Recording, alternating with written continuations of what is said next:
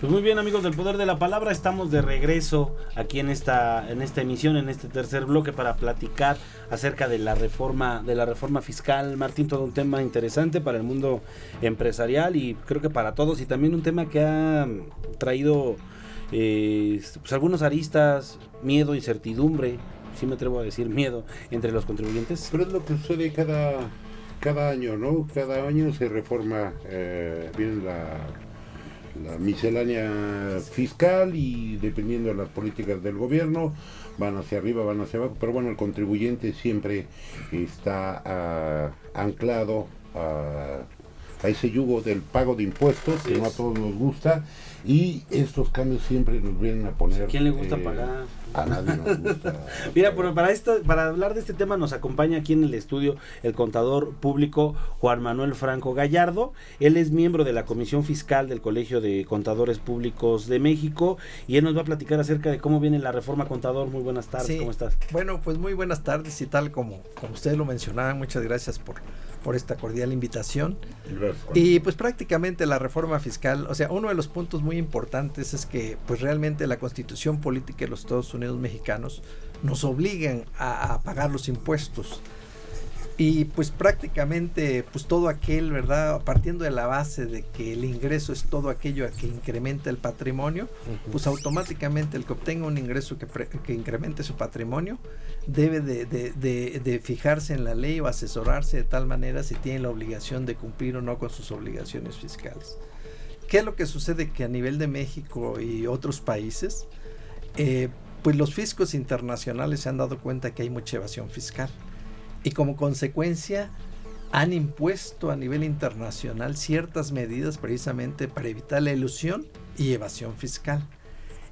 Yo creo que el fisco, la relación fisco-contribuyente, el pagador de impuestos, vamos a decir, no debería de tener temor ante la autoridad, sino debería de ser midiendo la distancia de que la autoridad fiscal es la encargada de recaudar, pues realmente aplicar la ley y pues fiscalizar, pues definitivamente el pagador de impuestos debe de cumplir con sus obligaciones fiscales.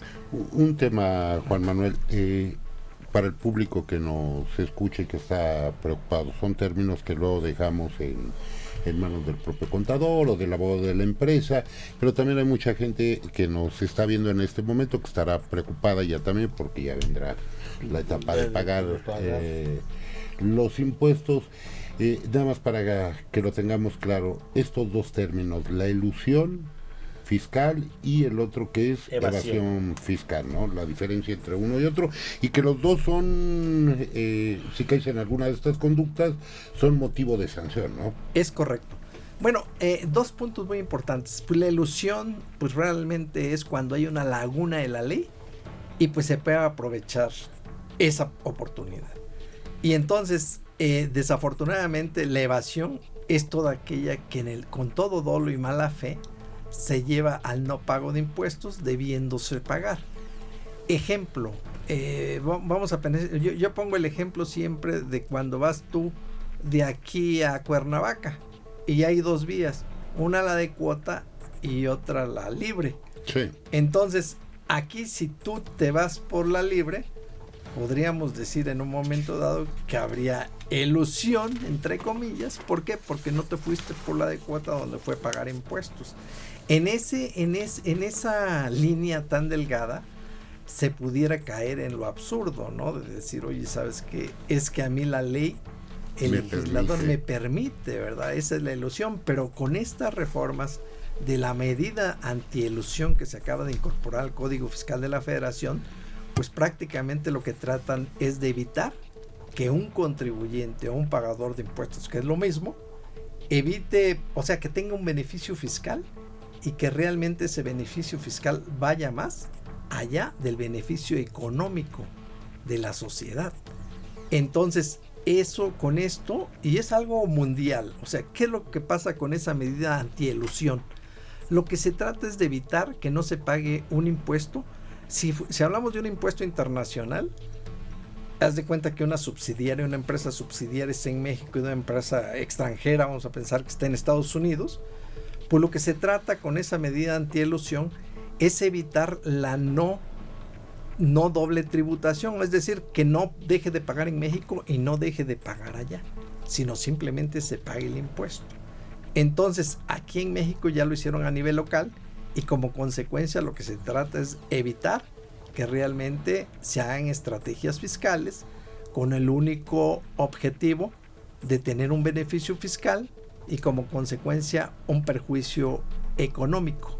O sea, que el beneficio fiscal vaya más allá que el valor económico de la empresa, ¿no? ¿Qué me dirás, contador, si estoy mal? Tengo entendido que si pagabas impuesto en tu país de origen, eso te ayudaba para no pagar el impuesto de manera local, no de manera, bueno, para decirlo más o menos en términos generales, pero ahora, por lo que estás comentando, es revisar que efectivamente no digas, ya pagué en México y por lo tanto ya no pago en mi país de origen o viceversa, ¿no?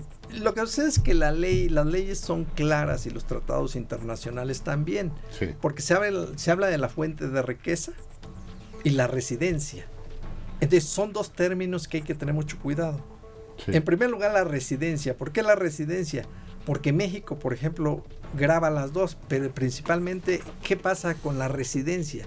Que si yo soy mexicano, pues ya de entrada pues tengo que pagar el impuesto en México y puedo obtener yo ingresos por todo el mundo, en cualquier parte del mundo y que me los depositen allá y todo, pero el ser residente para efectos fiscales en México debo de acumular todo el ingreso y pagar el impuesto. Y todo aquel país o cualquier nación de otro país que me hubiera pagado ese ingreso y me hubiera retenido un impuesto, aquí puedo hacer el acreditamiento con ciertas reglas. Claro. Para evitar precisamente la doble imposición. Sí, ¿verdad? sí, sí. Y la fuente de riqueza es cuando realmente el ingreso se genera. Se genera, pues en este caso, en México. Y pues prácticamente vamos a pensar que yo, pagador mexicano, soy una persona moral que paga una regalía a Estados Unidos. ¿Sabes qué? Pues realmente la ley me puede decir, oye, retén el 21%, pero el tratado para evitar la doble tributación, para no perjudicar, ¿por qué? Porque el pagador de impuestos, en este caso el extranjero, va a pagar allá, pero como hay fuente de riqueza aquí, porque el pagador, el del ingreso es mexicano, hay fuente de riqueza, luego entonces el mexicano tiene que retener una tasa del 10% que es menor que el 21%. Pero fíjate qué interesante, como lo comentas, el término elusión ya ahora se encuentra ya plasmado en la propia legislación fiscal y anteriormente no estaba. ¿Qué quiere decir esto entonces? Que esas lagunas en la ley no eran motivo de sanción. Tú encontrabas la laguna, te ibas por la libre, como bien comentas, y no pasaba nada. Ahora con el tema de elusión fiscal, ya en la propia legislación ya va a haber sanciones por ocupar alguna estrategia fiscal. Sí, y lo que sucede es que aquí hay que considerar dos aspectos muy interesantes. Uno es qué es un hecho y otro es qué es un acto jurídico. El hecho, por ejemplo, es cuando es la voluntad del hombre. O sea, un ejemplo es que vaya uno, ustedes o yo, en el carro y me pase un alto. Sí. Fue mi voluntad. Y el acto jurídico se convierte cuando hay un acuerdo de voluntades, hay por lo menos dos personas que nos estamos poniendo de acuerdo para realizar un acto. Pero ahí viene el punto, oye, si el acto jurídico es simulado, automáticamente podemos caer a la inexistencia de operaciones. Entonces, lo que tú mencionas es correcto, de la ilusión y evasión, pero yo creo que muchos fueron más allá.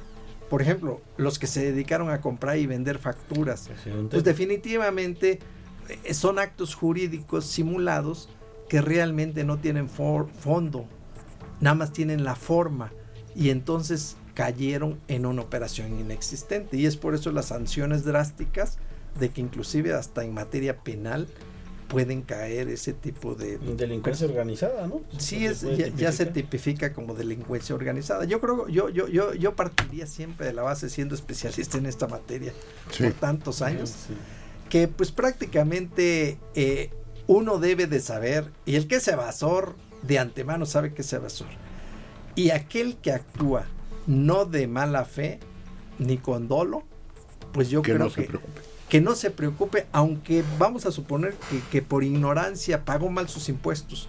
Pero para eso hay que acercarse a la autoridad, y la autoridad entiende. Porque hoy la ventaja que se tiene con la autoridad fiscal es que la autoridad fiscal ya desde hace un buen tiempo, en lugar de ejercer la facultad de comprobación, manda invitaciones. Y una invitación no es que te esté diciendo que estés mal, sino te voy a invitar porque mis registros demuestran que no estás al corriente. Entonces es el momento en que yo debo de revisar a ver si lo que la autoridad me va a decir está bien o no, y si no, la desvirtúe, y entonces no ejerce facultades de comprobación y no hay sanciones. A ver, contador, entonces desde tu punto de vista es acercarse a la autoridad, ¿no? Asesorarse, acercarse a la autoridad y como bien lo dices, no cometer simulaciones jurídicas para dejar de pagar, porque entonces sabes que tienes un problema, ¿no? Es el clásico, el que nada debe, nada teme. Pero creo que en este mundo de los contribuyentes, hablar de Hacienda siempre da temor, ¿no? Yo creo que es un problema pues ya que trae uno desde que nace, de que pues el impacto que uno tenía cuando era pequeño, de ver a un militar con su uniforme, a veces impactaba. Claro. Y luego entonces la autoridad fiscal, por siendo autoridad, pues nada se escuchan, hoy el fisco, el SAT, Hacienda, hoy la unidad de inteligencia financiera, viene a tocar la puerta y la verdad dice uno, ay no, pues ¿qué está pasando? Y yo creo que no, yo creo que hay que atender, hay que escuchar. Los actos de molestia de la autoridad a veces no son de gratis, y aparte hay que entender que la autoridad pues va a actuar por la facultad que tiene, ¿verdad? ¿Qué se necesita en el país? Pues la recaudación. Obviamente ahí está la ley, no se trata nada más de pagar el impuesto y pagar en forma indiscriminada, sino hay que revisar a ver hasta qué punto se debe pagar o no. Un ejemplo que la verdad a mí me tiene preocupado son los préstamos.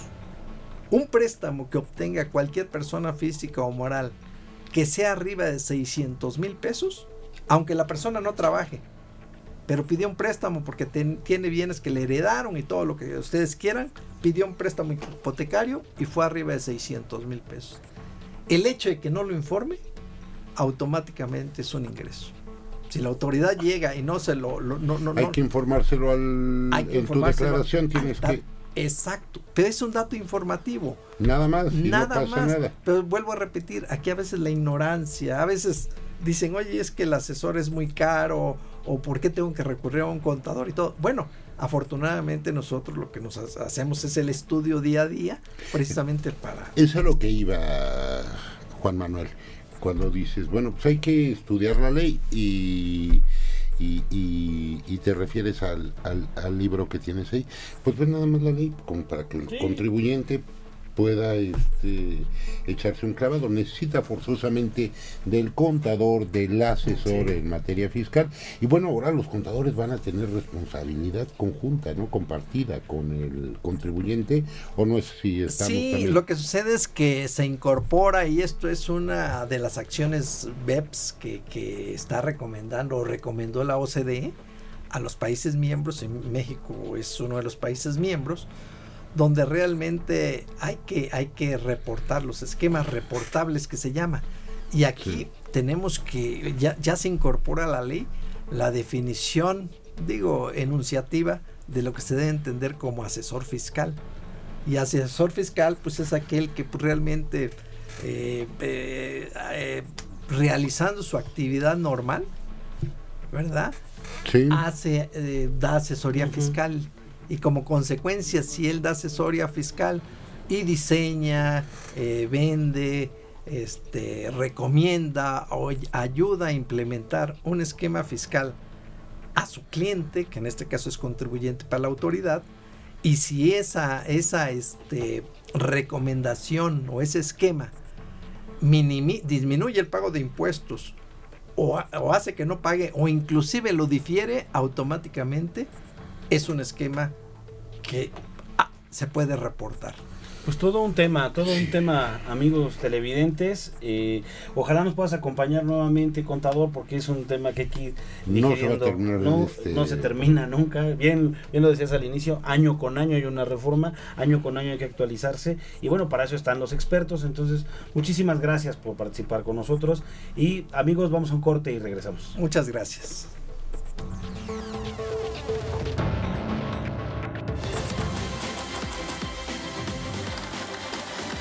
Licitanet, tu firma de negocios. ¿Sabes que el gobierno adquiere bienes, servicios y obra pública? ¿Sabes que tú puedes ser proveedor o contratista del gobierno? Licitanet, tu firma de negocios, te asesora, te capacita y te informa de las convocatorias que el gobierno publica diariamente. Acércate a nosotros. Licitanet, tu firma de negocios. Visita nuestra página www.licitanet.com.mx o llámanos al 2614-1831. Licitanet, tu firma de negocios.